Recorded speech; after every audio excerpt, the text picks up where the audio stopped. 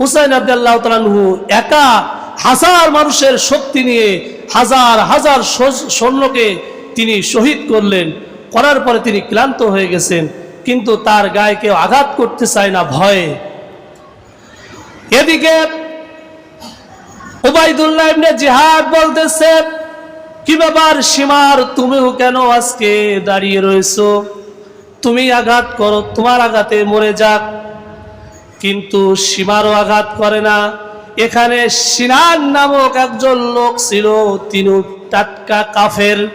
ইনি এক কোপে হুসাইন রাদিয়াল্লাহু তাআলা আনহুর দেহ থেকে মস্তকটা আলাদা করলেন। জোরে বলেন নাউজুবিল্লাহ।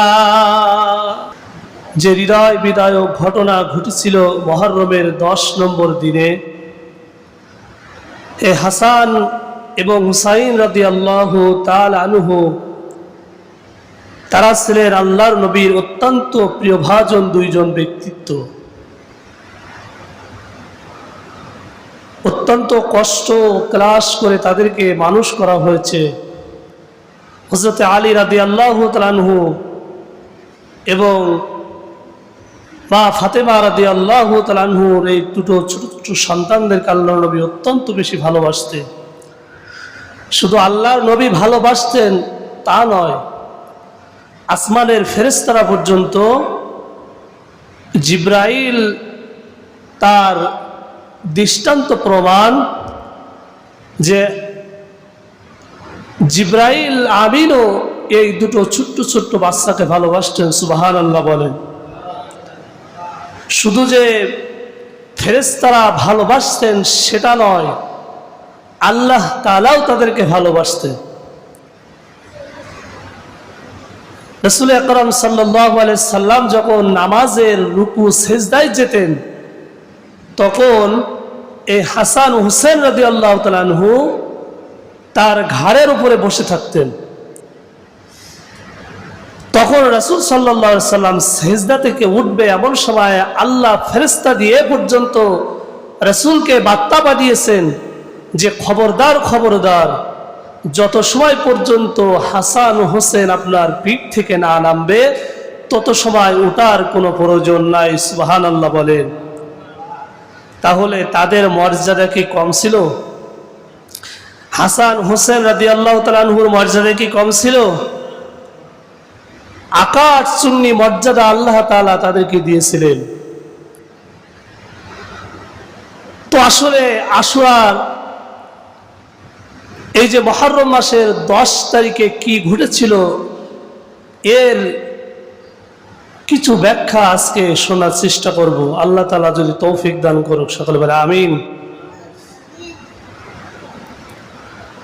তখন সাল ছিল 39 অথবা 50 হিজরি। এদিকে হাসান রাদিয়াল্লাহু তাআলা আনহু ইন্তেকাল করেছেন, পৃথিবী থেকে বিদায় নিয়ে চলে গেছেন 49 অথবা 50 হিজরিতে। তখন খিলাফতের দায়িত্ব কাকে দেওয়া হবে? এই খিলাফতের দায়িত্বটা দেওয়ার জন্য খুঁজে খুঁজে পাওয়া গেল মুআবিয়া রাদিয়াল্লাহু তাআলা আনহুকে। তিনি ওই খিলাফতের যোগ্য একজন ব্যক্তিত্ব ছিলেন ওই সময়। মুআবিয়া রাদিয়াল্লাহু তাআলা আনহুকে খিলাফতের দায়িত্বটা দেওয়া হলো। তখন তার বয়সটা বেশ, তিনি 41 থেকে 60 হিজরি পর্যন্ত তিনি এই দায়িত্ব পালন করলেন, খিলাফতের দায়িত্ব। কিন্তু খিলাফতের দায়িত্ব তিনি পালন করা অবস্থায় 60 হিজরিতে তিনি গুরুতর অসুস্থ হয়ে পড়েন। শরীর যখন, মানুষের বয়স যখন বেড়ে যায়, শরীরটা দেখবেন খারাপের দিকে চলে যায়। তখন খিলাফতের এত বড় একটা দায়িত্ব তার পক্ষে অসম্ভব হয়ে যায়। সংসারের দায়িত্ব পর্যন্ত তার কাছে অসম্ভব হয়ে যায়, আর রাষ্ট্রের দায়িত্বর কথা তো অন্যরকম। তখন 60 হিজরি যখন তিনি চিন্তা করলেন, তাহলে এখন আমার তো সময় শেষের দিকে, এখন এই খিলাফতের দায়িত্বটা কার উপরে অর্পণ করা যায়? কার উপরে দেওয়া যায় খিলাফতের দায়িত্ব, তখন তিনি দেখলেন যে আসলে খিলাফতের দায়িত্ব দেওয়ার মতো একজন যোগ্য মানুষ রয়েছে, তিনি হচ্ছেন ইয়াজিদ। এই মুয়াবিয়া রাদিয়াল্লাহু তাআলা আনহুর ছেলে ইয়াজিদকে ওই সময় খিলাফতের দায়িত্ব প্রদান করা হলো। খেয়াল করে শুনবেন মূল ঘটনাটি। 60 হিজরিতে ইয়াজিদকে খিলাফতের দায়িত্ব প্রদান করলেন মুয়াবিয়া রাদিয়াল্লাহু তাআলা আনহু, তার পিতা। এইবার এই মুয়াবিয়া রাদিয়াল্লাহু তাআলা আনহু যখন ক্ষমতায় ছিলেন, কুফার কিছু জনগণ, সাফাই গোত্র নামে একটা গোত্র রয়েছে এই কুফা নগরীতে। এই কুফা নগরীতে সাফাই গোত্র, এই গোত্রটা অত্যন্ত খারাপ, এদের ভিতরে অত্যন্ত ষড়যন্ত্রবান ব্যক্তিত্বরা ছিল এই সাফাই গোত্রের ভিতরে। এই মুয়াবিয়া রাদিয়াল্লাহু তাআলা আনহু যখন ক্ষমতায় ছিলেন, তখন এই সাফাই গোত্র এবং কুফার কিছু গোত্র মিলে তারা এরকমভাবে হাসান রাদিয়াল্লাহু তাআলা আনহুর কাছে কিন্তু চিঠি, তিনি হুসাইন রাদিয়াল্লাহু তাআলা আনহুর কাছে চিঠি পাঠাচ্ছেন যে আসলে এই মুয়াবিয়াকে খিলাফতের দায়িত্ব দেওয়াটা মনে হয় হাসান রাদিয়াল্লাহু তাআলা অত্যন্ত একটি ভুল হয়েছে, কিন্তু আপনি যদি চান তাহলে আপনাকে খিলাফতের দায়িত্ব প্রদান করা হবে। দেখেন, ইসলামের ওই যুগ থেকেই কিন্তু মুসলমানদের শত্রুতা লেগে রয়েছে, এখনো পর্যন্ত আছে, ভবিষ্যতেও থাকবে কিছু লোক এর ভিতরে। এখন এই মুয়াবিয়া রাদিয়াল্লাহু তাআলা আনহুর বিরুদ্ধে যখন এই সাফা গোত্রের লোক চিঠি পাঠাচ্ছেন যে আসলে আপনাকে এই হুসাইন রাদিয়াল্লাহু তাআলা আনহুকে খিলাফতের দায়িত্বটা দিলে ভালো হয়, তখন তিনি উল্টো চিঠি তাদের কাছে পাঠাই দিলেন যে আসলে আপনারা যে ষড়যন্ত্র করতে চাচ্ছেন এটা করছেন কেন সম্ভব না, কারণ এখন যিনি ক্ষমতায় রয়েছেন মুয়াবিয়া রাদিয়াল্লাহু তাআলা আনহু, ইনি অত্যন্ত খিলাফতের একজন দায়িত্ববান মানুষ। জোরে বলুন সুবহানাল্লাহ। সেই সময় কিন্তু কাঠি মারা শুরু করেছে এরা, যে যেরকম দেখেন না, যখন এই সামনে ইলেকশন যখন আসবে দেখবেন অনেকে বলবে আপনি চেয়ারম্যানিতে দাঁড়ালে ভালো হয়, ভোট তো আপনিই পাবেন। ওরে উনি দাঁড়ালে কয়টা ভোট পাবে, আপনি দাঁড়ালে বেশি পাবে। এরকম কিছু খুশারো লোক আছে না?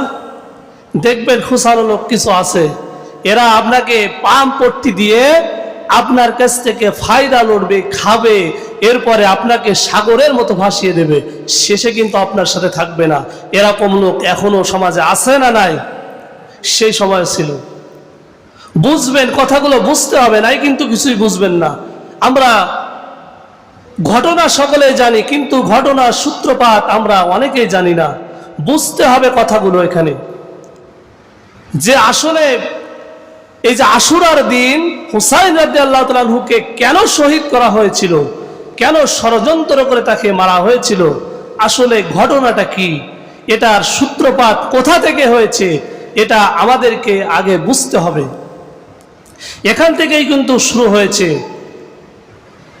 এই মুয়াবিয়া রাদিয়াল্লাহু তাআলা আনহু তার খিলাফতের দায়িত্ব দিয়ে দিলেন ইয়াজিদকে। এদিকে ইয়াজিদ কিন্তু জানে না, ইয়াজিদ তো ওই শহরের ভিতরে নাই।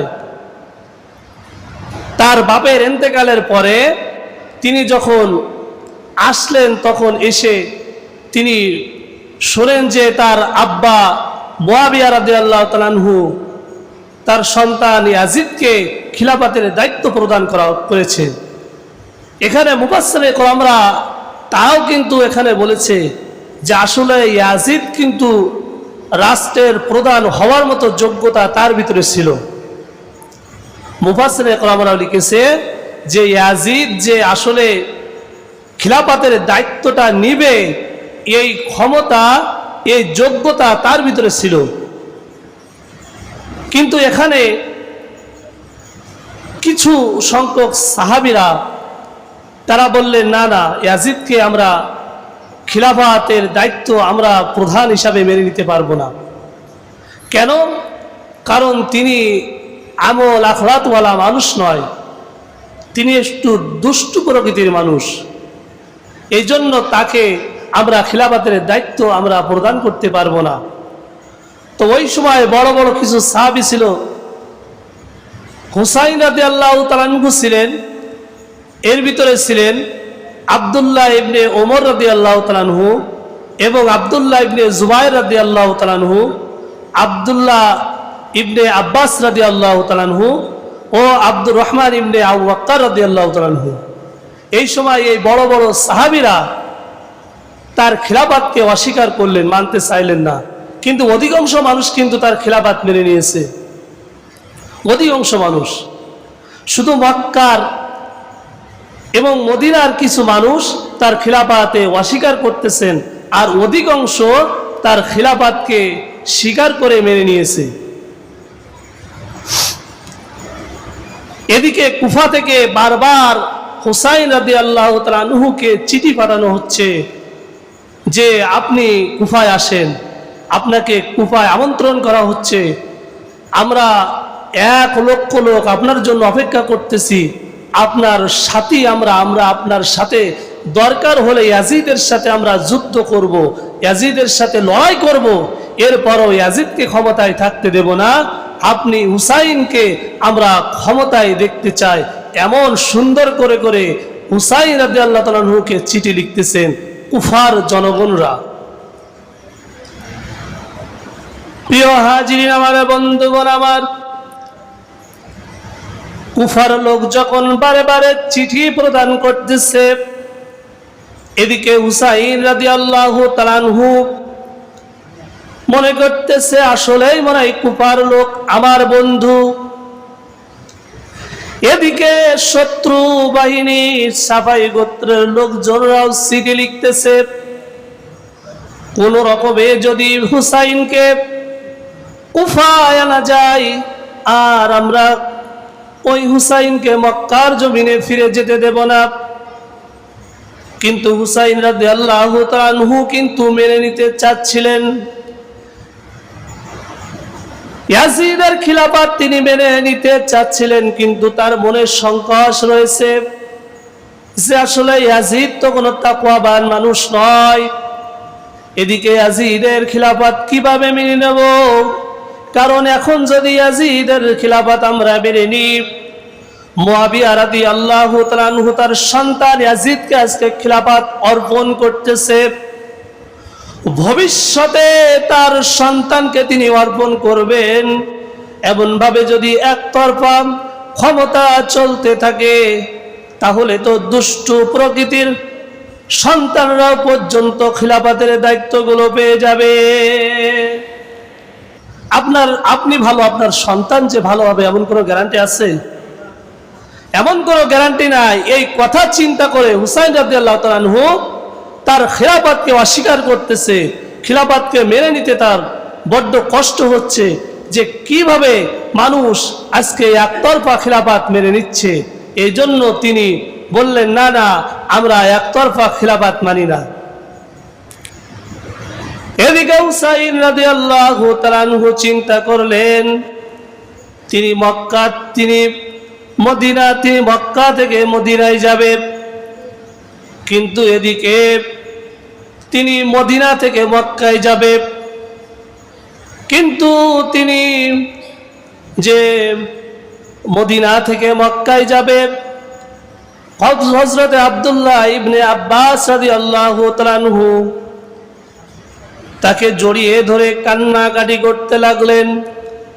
হুসাইন, খবরদার খবরদার, তুমি খবরদার যেন কুফা নগরীতে যেও না, কারণ কুফা নগরের মানুষ কিন্তু শত্রু, আমাদের বন্ধু কিন্তু তারা না।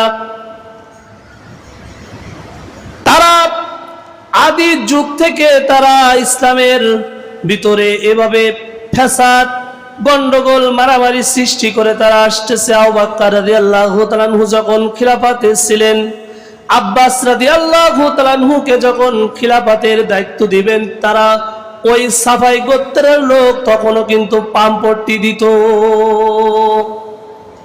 তখনও তারা পামপট্টি দিত যে আব্দুল্লাহ ইবনে আব্বাস এসছে, তো ইনি ভালো, কিন্তু কেন তাকে আবার ক্ষমতা থেকে নামায়ে আবার আরেকজনকে ক্ষমতায় দেওয়া হবে, এটার ষড়যন্ত্র তখনও চলতো। কিন্তু এই কথা হুসাইন রাদিয়াল্লাহু তাআলা বুঝতে চায় না। তিনি বলেন, কুফার লোক যখন 1 লক্ষ লোক যখন আমার সঙ্গী সাথী হিসাবে তারা আমার সাথে থাকতে তারা স্বীকার করেছে, কুফায় যাওয়া আমার জন্য কোনো কষ্টের ব্যাপার না, আমার জন্য কোনো জিহাদের কোনো ব্যাপার নয়। 1 লক্ষ লোক তো আমার সঙ্গে আছে। তিনি মদিনা থেকে মক্কায় তিনি তার ফ্যামিলি সহ চলে গেলেন। যাওয়ার পরে সেখানে তিনি সিদ্ধান্ত আগে থেকে নিলেন না যে কুফায় যাবে। তিনি বারবার সেখানে যাওয়ার পরেও কুফা থেকে বারবার চিঠি আসতেছে, আপনি কুফায় আসেন।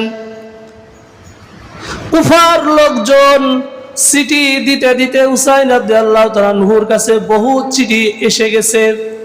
তারা শুধুই চিঠি দিচ্ছেন, আপনি কুফায় আসেন, কোনো চিন্তা নাই, আমরা 1 লাখ লোক আপনার অপেক্ষায় রয়েছি, দরকার হলে ইয়াজিদের সাথে যুদ্ধ আমরা করব আপনার সাথী হয়ে। এদিকে হুসাইন রাদিয়াল্লাহু তাআলা আনহু একটু শক্তি পাচ্ছেন, কিন্তু তিনি আগে থেকে যাবেন না, কারণ গেলেই যদি ষড়যন্ত্র তাকে হত্যা করা হয়। এই জন্য তিনি পাঠালেন তার চাচাতো ভাইকে, মুসলিম ইবনে আকিল, তার চাচাতো ভাই মুসলিম ইবনে আকিলকে পাঠানো হলো কুফায়। এই মুসলিম ইবনে আকিলকে যখন কুফায় পাঠানো হয়, তখন কুফার জনগণ খুব ক্ষিপ্ত হয়ে গেলেন। তারা বললেন, হুসাইন না এসে কেন আপনি এসেছেন?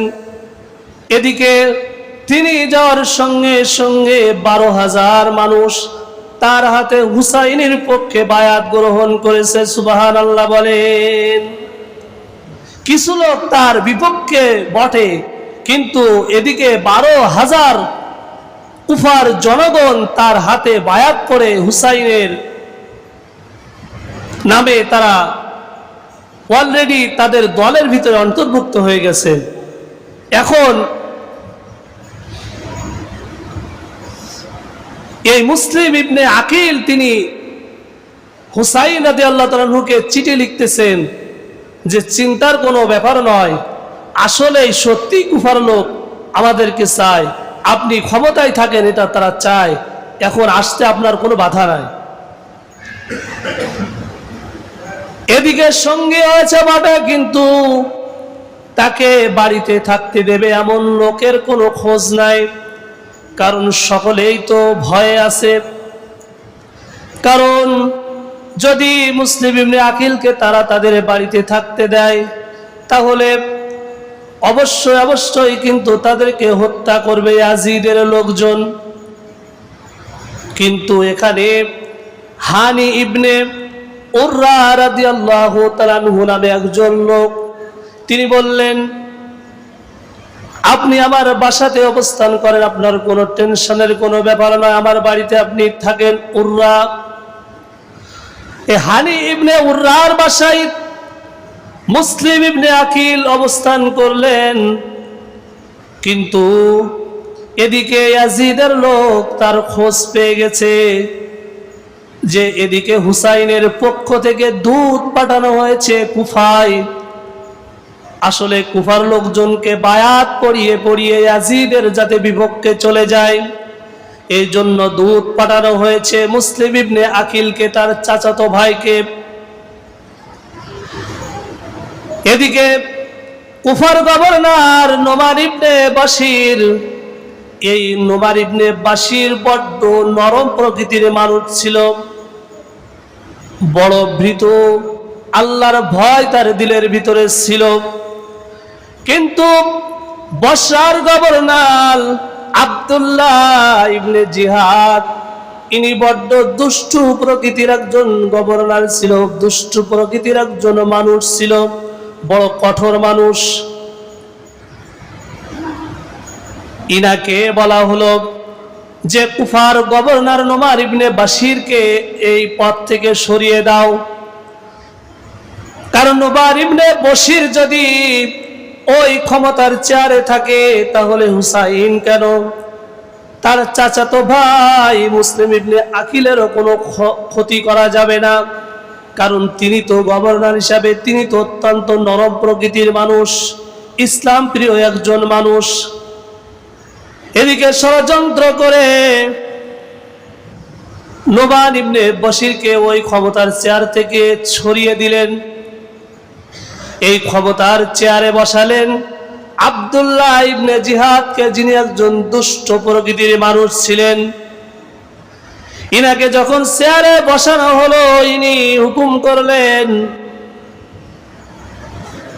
মুসলিম ইবনে আকিল, যিনি হুসাইনের দূত হিসাবে এই কুফার নগরীতে এসেছেন, তাকে এনে হাজির করা হোক।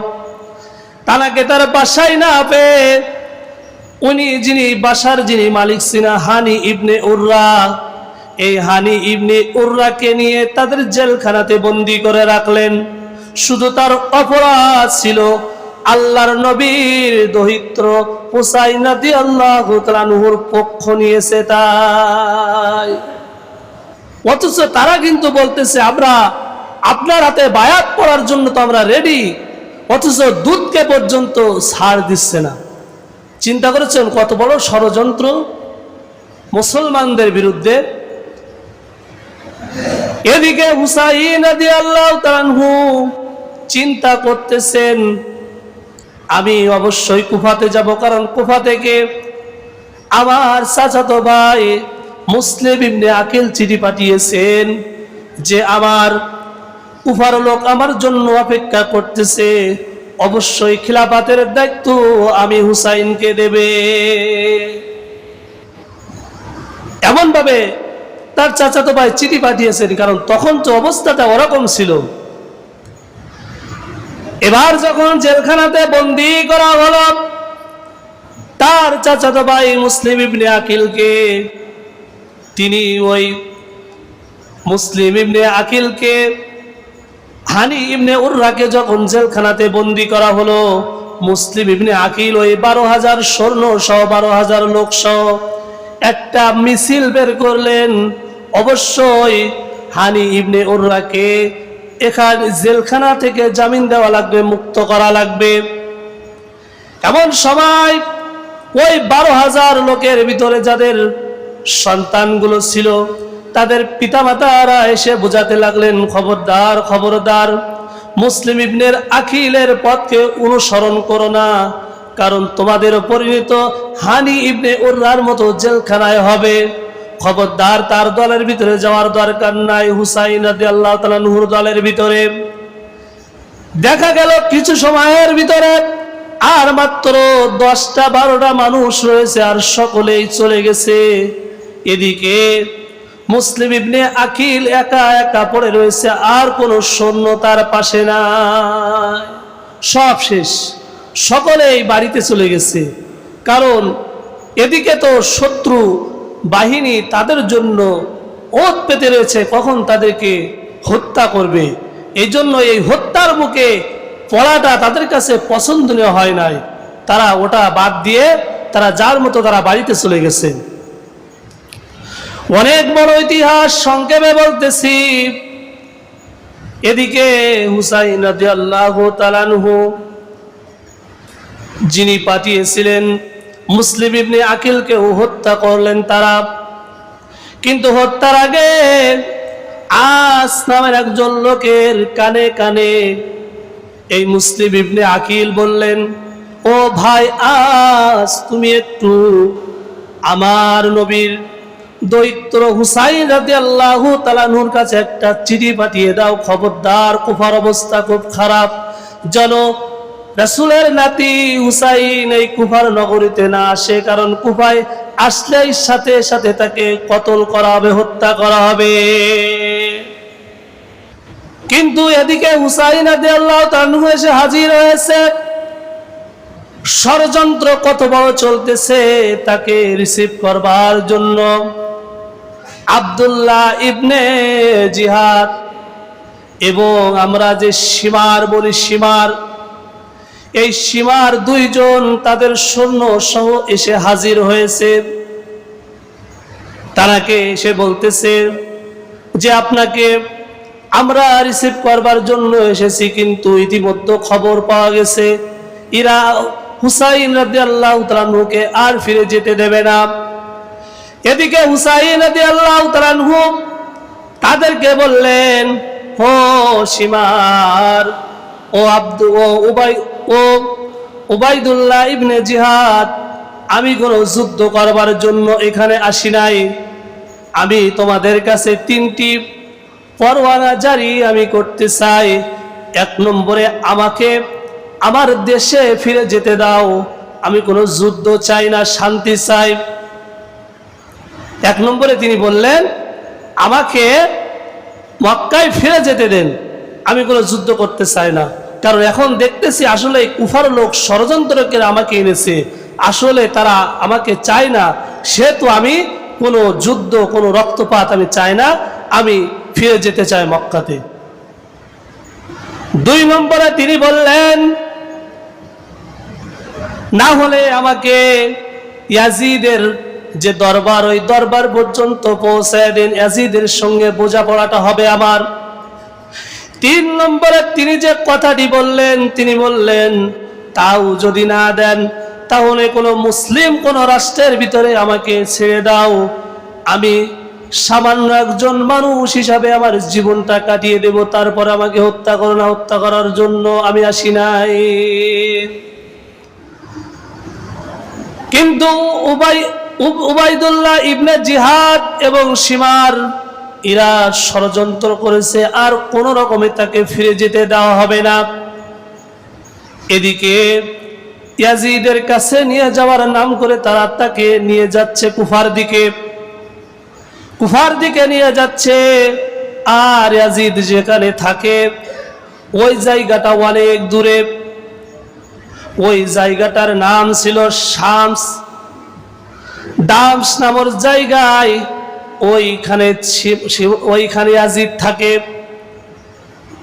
তারা বলতেছে আপনাকে ইয়াজিদের কাছে নিয়ে যাওয়া হচ্ছে, কিন্তু 900 কিলোমিটার পথ, ইয়াজিদের দরবারে যেতে গেলে 900 কিলোমিটার পথ অতিক্রম করা লাগবে, যেখানে যেতে সময় লাগবে 18 থেকে 19 দিন। 18 থেকে 19 দিন সময় লাগবে। হুসাইন রাদিয়াল্লাহু তাআলা আনহু যদি ইয়াজিদের দরবারে যেতে চায়, এত সময় তাকে দেওয়া যাবে না। কুফায় 72 ঘন্টার মধ্যে তিনি 9 মুহররমে তিনি রওনা দিলেন। 10 মুহররম তিনি কুফায় পৌঁছালেন। কুফার লোক তার পক্ষে কেউ নাই, কিছু লোক ছিল কিন্তু তাদেরকে হত্যা করা হয়েছে। 72 জন মাত্র সঙ্গী হুসাইনের। আর ইয়াজিদের বাহিনীর উবাইদুল্লাহ ইবনে জিহাদের এবং সীমারের বাহিনী হাজার হাজার বাহিনী নিয়ে এসেছে হুসাইনকে হত্যা করবার জন্য। তারা একে একে সকলকে হত্যা করতে লাগলেন। হুসাইন রাদিয়াল্লাহু তাআলা আনহু বারবার ডেকে ডেকে বললেন, আপনারা কেন নির্মমভাবে মানুষকে হত্যা করতেছেন?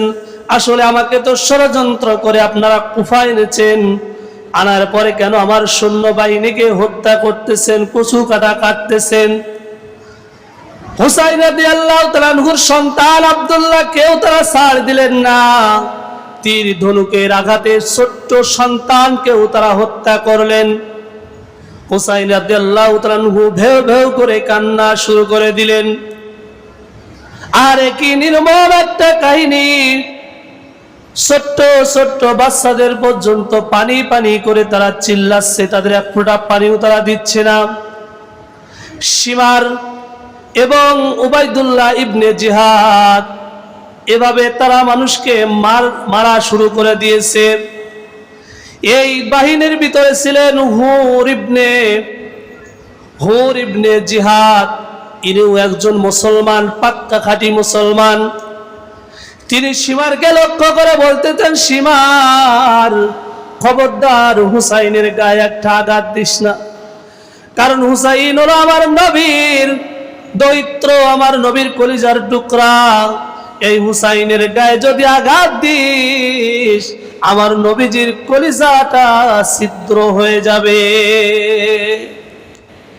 এই হুর ইবনে জিহাদ যখন তার কিছু স্বর্ণ নিয়ে শিমার এবং উবাইদুল্লাহ ইবনে জিহাদের দিকে তারা উল্টো আঘাত করতে লাগলেন, তাদেরকেও শহীদ করা হলো। হুর ইবনে জিহাদের সৈন্যদেরকেও শহীদ করা হলো। এখন একমাত্র বেঁচে আছেন হুসাইন রাদিয়াল্লাহু তাআলা আনহু, আর সকলেই শহীদ হয়ে গেছে। হুসাইন রাদিয়াল্লাহু তাআলা আনহু বলতেছেন, তোমরা আমাকে হত্যা করো, কারণ আমার সকলকে, আমার পরিবার সহ সকলকে তোমরা হত্যা করেছো। কিন্তু উবাইদুল্লাহ ইবনে জিহাদ সাহস করে না নবীর নাতির গায়ে একটা অস্ত্র আঘাত দেওয়া, কোনো স্বর্ণ তারা সাহস করে না, কারণ জানে ইনি হুসাইন রাদিয়াল্লাহু তাআলা আনহু রাসূলের দৈত্র, রাসূলের কলিজার টুকরা, তার গায়ে যদি আঘাত করা হয় কঠিন কালেও আল্লাহ আমাদেরকে ক্ষমা করবে না। কেউ এদিকে তার গায়ে আঘাত করার মতো সাহস কেউ দেখাচ্ছে না। হুসাইন রাদিয়াল্লাহু তাআলা আনহু একা হাজার মানুষের শক্তি নিয়ে হাজার হাজার সৈন্যকে তিনি শহীদ করলেন, করার পরে তিনি ক্লান্ত হয়ে গেছেন, কিন্তু তার গায়ে কেউ আঘাত করতে চায় না ভয়ে। এদিকে উবাইদুল্লাহ ইবনে জিহাদ বলতেছে, কি ব্যাপার শিমার, তুমিও কেন আজকে দাঁড়িয়ে রয়েছো? তুমি আঘাত করো, তোমার আঘাতে মরে যাক। কিন্তু শিমারও আঘাত করে না। এখানে সিনান নামক একজন লোক ছিল, তিনি টাটকা কাফের। ইনি এক কোপে হুসাইন রাদিয়াল্লাহু তাআলা আনহুর দেহ থেকে মস্তকটা আলাদা করলেন। জোরে বলেন নাউজুবিল্লাহ। এখান থেকে আমরা বুঝতে পারতেছি মুসলমানদের শত্রু আগে ছিল, এখনো আছে। কারণ ইয়াসরিফের শাসন করেছিলেন 800 বছর ধরে মুসলমানরা, ভারত শাসন করেছিলেন 400 বছর। এমনভাবে আমরা যদি ইসলামের দৃষ্টান্ত দেখি তাহলে পৃথিবীর বেশিরভাগ শাসন কিন্তু মুসলমানরা করেছিল। কিন্তু পরবর্তীতে মুসলমানদের ভিতর থেকে কিছু শত্রু এসে মুসলমানদেরকে ওই পথ থেকে সরিয়ে বেঈমানদের ওই পথে বসিয়েছিলেন। কথা বলেন ঠিক কিনা? এখন ভারত কাদের দখলে? হিন্দুদের দখলে। কিন্তু একসময় এই ভারত কিন্তু মুসলমানদের দখলে ছিল। এই জন্য আমাদেরকে পিছনের দিকগুলো দেখতে হবে, মুসলমানদেরকে ঐক্য হতে হবে। আজকে মুসলমানরা যদি ঐক্য না হতে পারি, আমাদের পরিণতিও কিন্তু হুসাইন রাদিয়াল্লাহু তাআলা আনহুর মতন হবে, তার স্বজনদের মতন হবে।